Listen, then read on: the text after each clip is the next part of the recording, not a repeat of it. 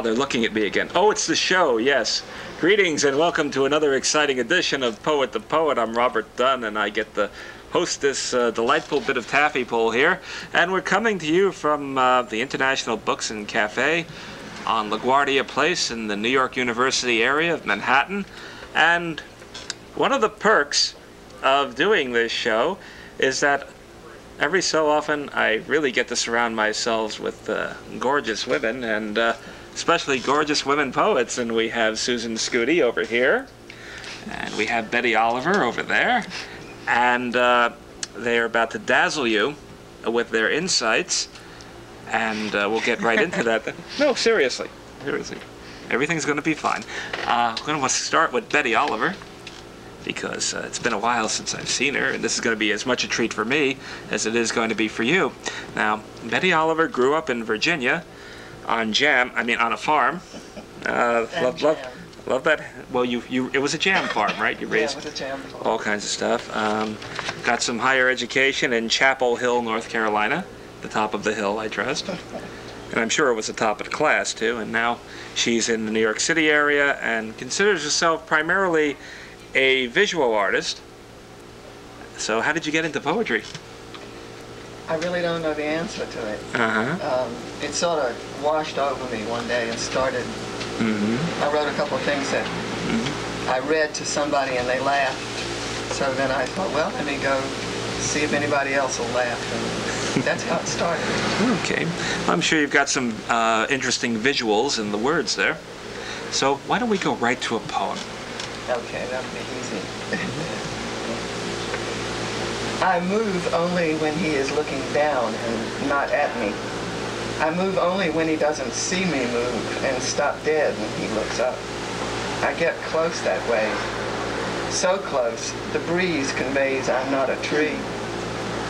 And he looks up to see what it is that does not move but draws nearer anyway. He looks up into my eyes. We both look.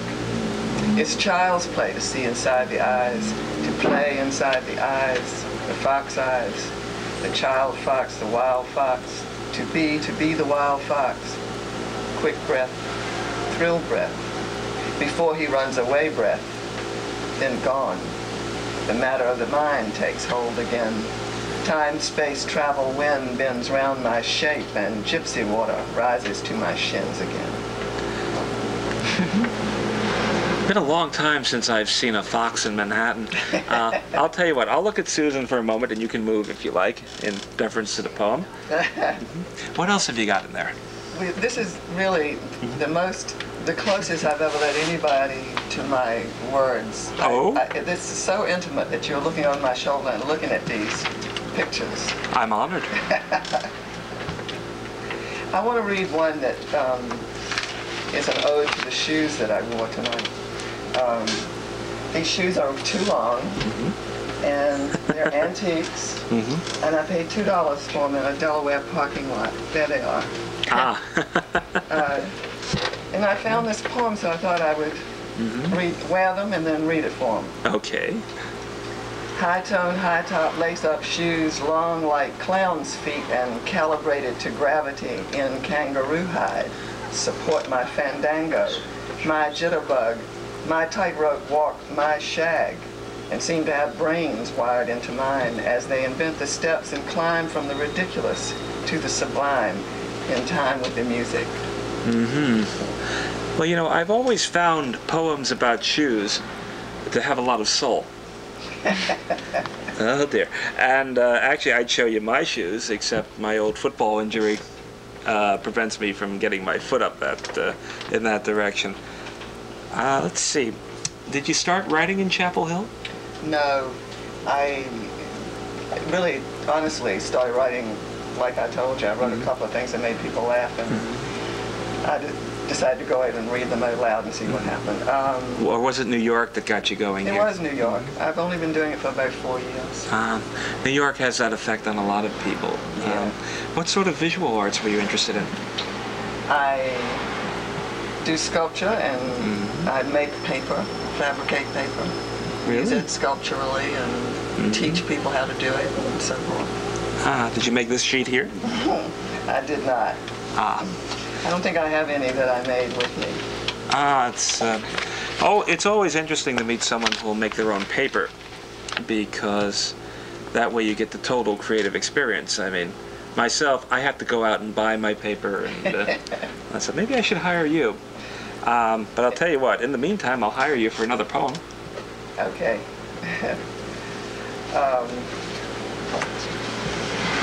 This one's a little longer. Okay.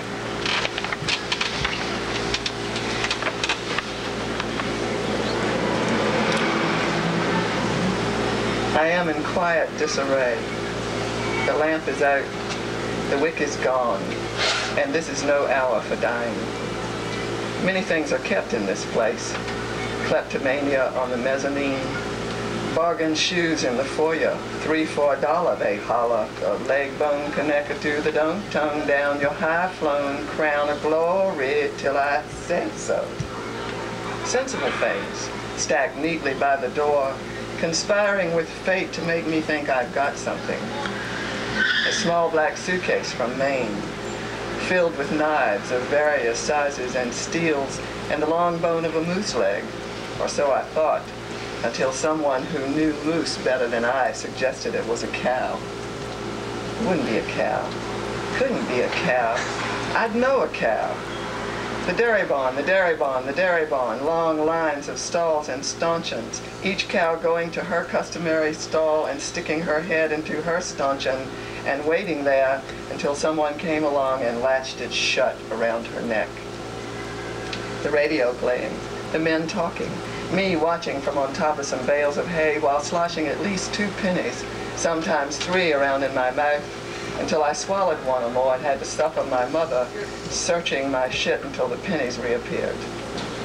The milking machines, hugging and sucking the udders, the bags, the tits being washed by the men with rags dipped in disinfectant baths, then deftly, firmly twirled around each long pink nipple, then beginning the milking by hand to check for color and consistency before hooking up each tit to a long suction cup that vacuumed the milk out in alternating pulls while the cows ate.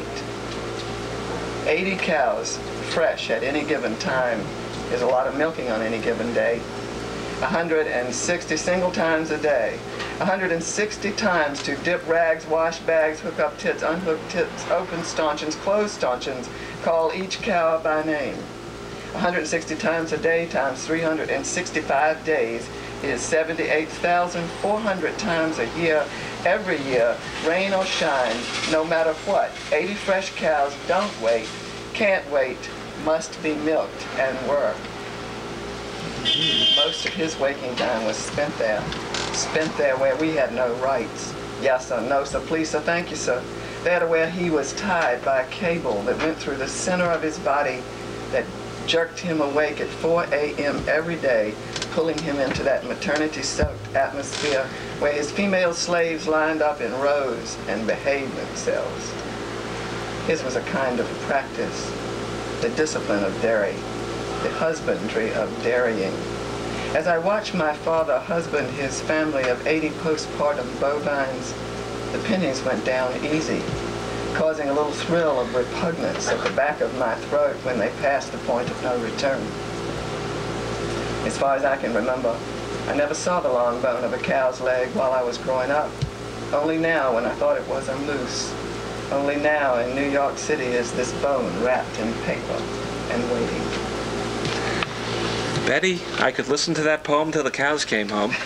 And I'd like to order 2 quarts of skim and a milkshake. Susan, what would you like? Half and half. Half and half, okay. Can we interest you in some homemade paper? Certainly. The paper I use to make my chapbook is sort of, homemade appearing in certain ways. Yeah. I'm fascinated by that. How do you make paper? You reduce fiber to its lowest common denominator and float it in water and then bring a screen through it. And you've got all your fibers collected and turn them over on a pad or something, lift your screen up and there's your sheet of paper. It's very simple. What holds it together? They hold themselves together. They wrap around each other. So they do? They do. All right, how about another poem then? Boy, this doesn't stop, does it? No, it doesn't, Okay. because there are people out there dying for this, you know. Let's see. This one is a New York, takes place in New York, and it's in honor of those of us who have to earn our living in an alternative way. The first signal was the sound of a shortened broomstick tapping the floor and shaking the money in the can. I'm sorry, I gotta start over. It's okay.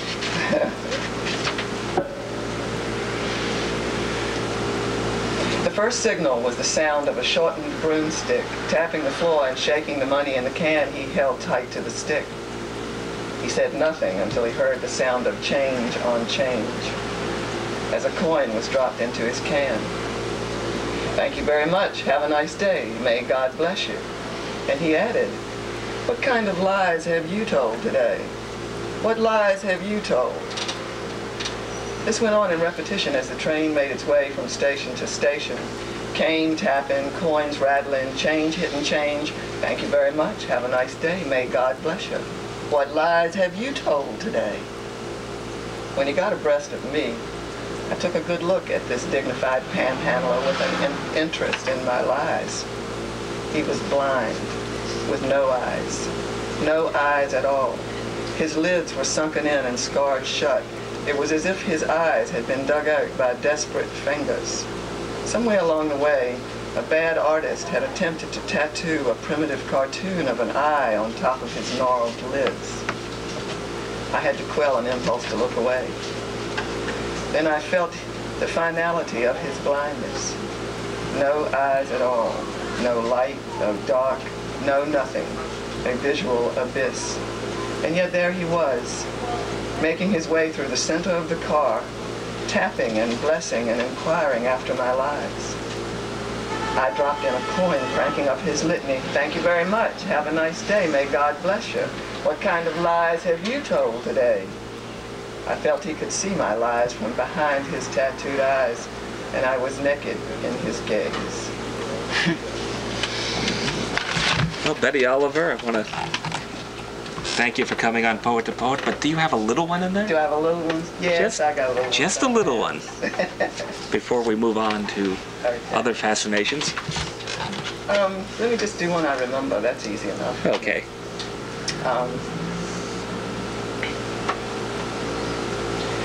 Bring that boy on over here. Let me baptize him in this stuff I've got. Let me baptize him. Let me bathe his heart. Take this flower and lay it on a cold yellow slab and say the words over it that you find on that tablet. And sing back the songs from that same girlhood choir that raised up your noise before you knew what was anything. That old packing shed down by the railroad track had enough cocoa in one corner that you could get the sensation of falling into powdered silk, chocolate silk. Bagley Walker kissed me there. Give him a candle already lit and bring that boy on over here and let me baptize him in the name of this stuff I've got, in the name of a chocolate corner whose dust has not yet settled, in the name of. In the name of Betty Oliver, and we'll be back in a moment with Susan Scooty, so don't go away.